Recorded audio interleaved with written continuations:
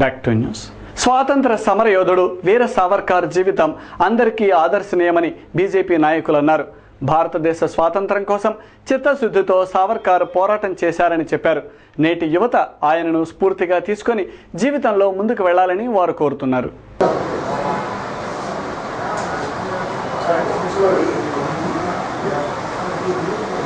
మహారాష్ట్రీయులందరూ కూడా మృత్యుతో పోరాడుతున్నటువంటి సందర్భంగా అన్నదమ్ములు పూర్తిగా వ్యతిరేకించి అక్కడ ఉన్నటువంటి బ్రిటిష్ అధికారిని ఒకటి కాల్చి చంపారు. ఈరోజు వీర సావర్కర్ జయంతి 131వ సంవత్సరం జయంతి జరుపుకుంటున్నాం.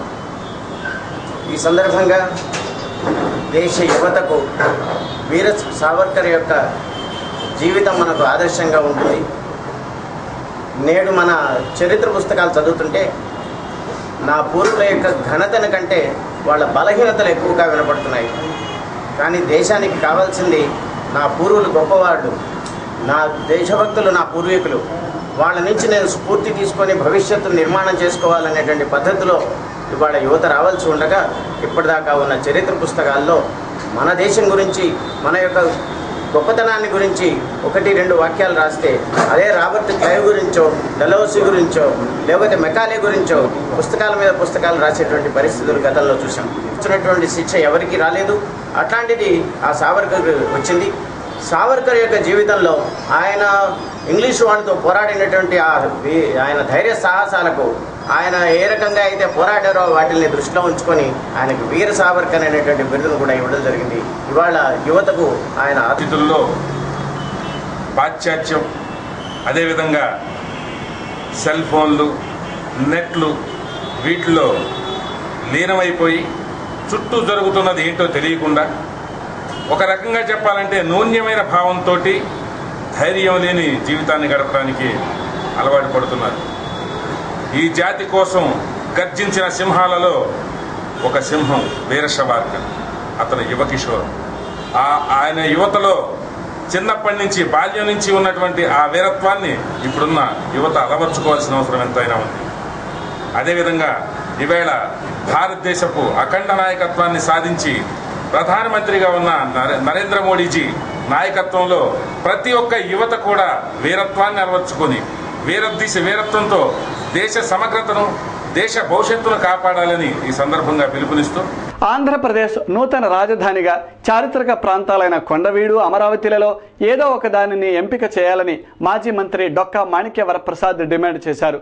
ఈ ప్రాంతాలలో రాష్ట్ర రాజధాని ఉంటేనే తగిన గుర్తింపు ఉంటుందని ఆయన అభిప్రాయపడ్డారు.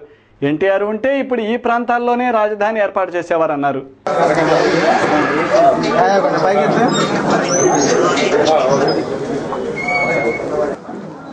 వారికి శుభాకాంక్షలు.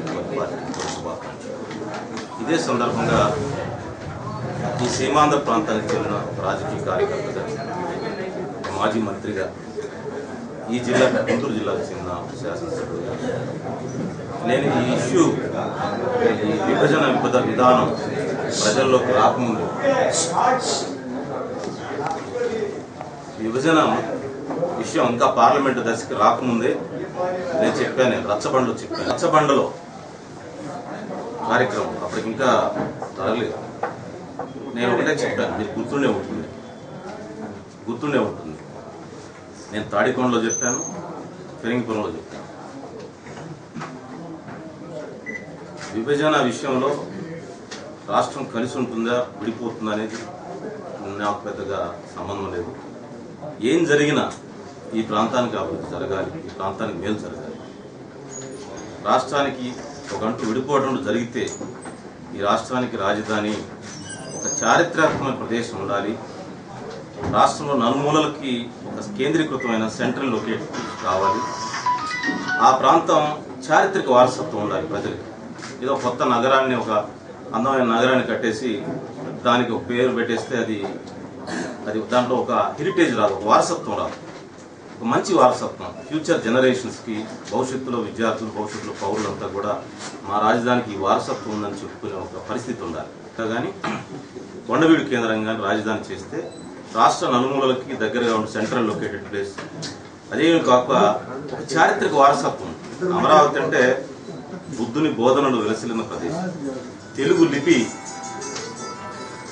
లిపి మొదటిగా అమరావతి ప్రాంతంలో వచ్చింది. బుద్ధ బోధన మీద పెద్ద చర్చ జరిగింది. తర్వాత మంచి శివాలయం ఉంది అక్కడ. కృష్ణా నదీ పరివాహక ప్రాంతం. అన్నిటికీ ఒక ప్రాధాన్యత ఉంది ఆ ప్రదేశం. కొండవీడు తీసుకుంటే రెడ్డిరాజులు పరిపాలించిన ప్రదేశం, కళలు సాహిత్యం వెలసిల్లిన ప్రదేశం. ఆ ప్రదేశంలో రాజధానులుగా పెట్టుకుంటే ఒక వారసత్వం ఉంటుంది మనకి. అలా చేయాలనేది నా కోరిక. అది ఎన్టీ రామారావు గారు ఉంటే తప్పకుండా అలాంటి ప్రదేశాన్ని డిసైడ్ చేయాలి. ఒక చారిత్రక అమరావతి అంటే కొండవీడు అంటే ఆయన. అందువల్ల అదొక సందర్భాన్ని గుర్తు చేద్దాం చంద్రబాబు నాయుడు గారిని, ఆ పార్టీకి కానీ ఆ ప్రభుత్వానికి కానీ ఉద్దేశంతో ఆ ఎన్టీ రామారావు గారి వారసత్వాన్ని గుర్తించే విధంగా ఈ ప్రాంత ప్రజలు భవిష్యత్తులో సీమాంధ్ర ప్రజలకు ఒక మంచి రాజధాని ఏర్పడే విధంగా చేయాలని, దానికి అమరావతి కానీ కొండవీడు కానీ నామకరణం చేయాలని నేను కోరుతున్నాను. కామర్స్ రంగంలో స్థిరపడాలనుకునే వారికి మాస్టర్ మైండ్స్ రూపొందించిన వెబ్సైట్ ఎంతో మార్గదర్శకంగా ఉన్నదని master minds director Mattipalli Mohan తెలిపారు. ఇప్పటికే ఈ వెబ్సైట్ను దేశవ్యాప్తంగా 10 లక్షల మంది వీక్షించారని ఆయన తెలిపారు. కామర్స్ విద్యార్థులకు అవసరమైన ప్రతి విషయాన్ని ఇందులో పొందుపరిచామని, విద్యార్థులు ఈ సైట్లోకి లాగిన్ అయి మరింత సమాచారం పొందగలరని మోహన్ తెలిపారు. ఇప్పటికే ఎన్నో అచీవ్మెంట్ సాధించిన విషయం మీకు తెలుసు. మాస్టర్ మైండ్స్ ఈ రోజున మరో కొత్త అచీవ్మెంట్ సాధించింది. అదేంటంటే మాస్టర్ మైండ్స్ ఒక వెబ్సైట్. ఈ వెబ్సైట్ సిఏ కోర్సులు, మేనేజ్మెంట్ కోర్సులు, కామర్స్ కోర్సులపై దేశంలో ఉన్నటువంటి లేటెస్ట్ డెవలప్మెంట్స్ అన్ని కూడా స్టూడెంట్స్ కి అందుబాటులో తీసుకురావడం కోసం తెచ్చినటువంటి వెబ్సైట్. 2008లో ఈ వెబ్సైట్ లాంచ్ చేయడం జరిగింది. మే 25, 2014న ఈ వెబ్సైట్ ఒక సరికొత్త రికార్డ్నే క్రియేట్ చేసింది. అదేంటంటారా? ఇదిగోండి. 2014 మే 25న మాస్టర్ మైండ్స్ వెబ్సైట్ అయినటువంటి gntmasterminds.com ఈ వెబ్సైట్ 10 లక్షల మందికి పైగా విజిట్స్ అందుకొని సిఏ చరిత్రలోనే ఒక సరికొత్త రికార్డ్ క్రియేట్ చేసింది. చాలా గర్వంగా ఉంది, చాలా ఆనందంగా ఉంది. దేశంలో మరే సిఏ ఇన్స్టిట్యూట్ కూడా ఇటువంటి రికార్డ్ని అందుకోలేదు.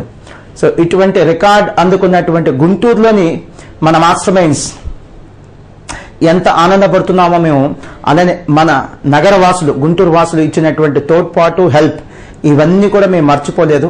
మీరు ఇచ్చినటువంటి సపోర్ట్ వల్లే ఈ రోజున మన రాష్ట్రంలోనే కాదు ఇతర రాష్ట్రాలకు కూడా మాస్టర్ మైండ్స్ విస్తరించగలుగుతుంది. దాదాపుగా దేశంలోని 20 రాష్ట్రాల నుంచి మాస్టర్ మైండ్స్ వెబ్సైట్ కు విజిటర్స్ ఉంటారు. దాదాపుగా ప్రతిరోజు 3000 మంది మాస్టర్ మైండ్స్ వెబ్సైట్ ని చూస్తుంటారు. ఇటువంటి ఒక చక్కటి సర్వీస్ సిఏ చదివేవాళ్ళు, ఎంబీఏ చదివేవాళ్ళు, కామర్స్ చదివేటువంటి స్టూడెంట్స్ కి చేసే అవకాశం మాకు దక్కినందుకు మేము చాలా సంతోషిస్తున్నాం. Thank you. QTV న్యూస్ ముగించే ముందు హెడ్లైన్స్ మరొకసారి.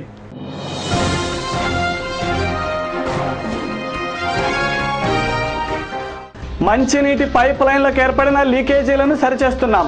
కార్పొరేషన్ ప్రత్యేక అధికారి సురేష్ కుమార్.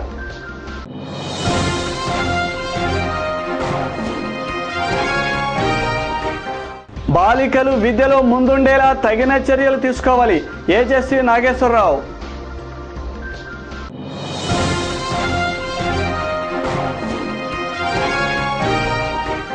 గుంటూరు ప్రభుత్వ ఆసుపత్రిలో పారిశుద్ధ్యం, వసతులు అధ్వాన్యం.